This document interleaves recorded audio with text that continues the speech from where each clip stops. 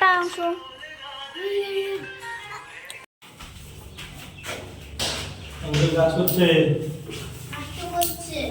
নষ্ট করছে।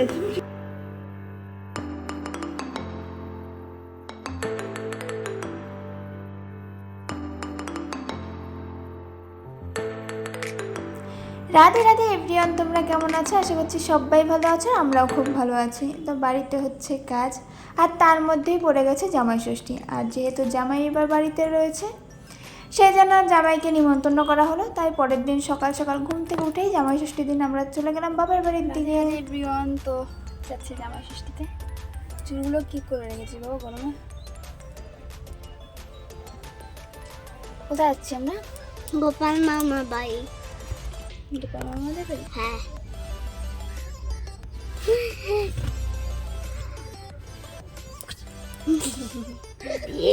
বাবা কোথায় গেছে জানি না। কোথায় দোকান? দুর্গা মিষ্টান্ন। আর তোমাকে তাহলে দেখতে পাচ্ছি না, দেখতে হবে না বাবা, চলে আসবে।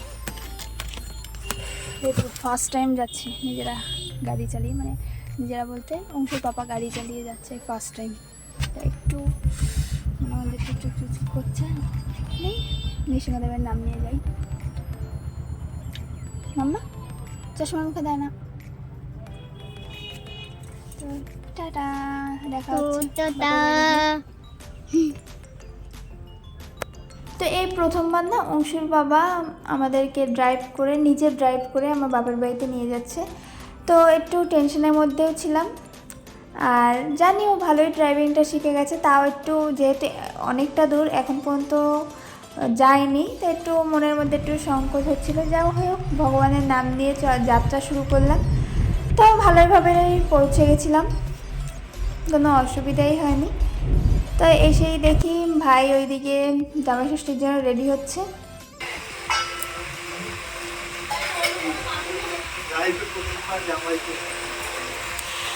তো একটা নাগাদ না সজীব চলে গেল ওর শ্বশুরবাড়িতে।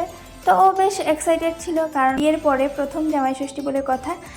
আর আমরা সোজাসুজি চলে এসেছিলাম কিন্তু মাসি বাড়িতে, কারণ জামাই ষষ্ঠীর অনুষ্ঠানটা মাসি বাড়িতেই হচ্ছিল। আর এইদিকে দুষ্টু আর অংশ মিলে থাকছে।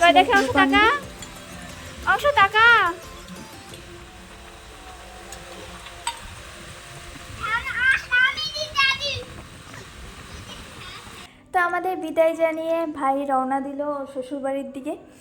আর এইদিকে হচ্ছে আমার বোন রান্না করছে আমিষ, আর ওইদিকে মা রান্না করছে নিরামিষ আমাদের জন্য। তো এর মধ্যেই আমরা সবাই মিলে ঠাট্টা মজা করছিলাম।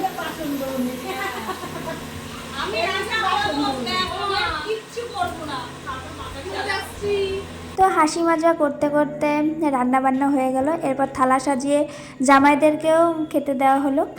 আর এখানে আরেকটা জামাই থাকার কথা ছিল, কিন্তু সে যেহেতু কাজের সূত্রে বাইরে রয়েছে, তাই তার আর জামাই ষষ্ঠীটা পালন করা হলো না এবার।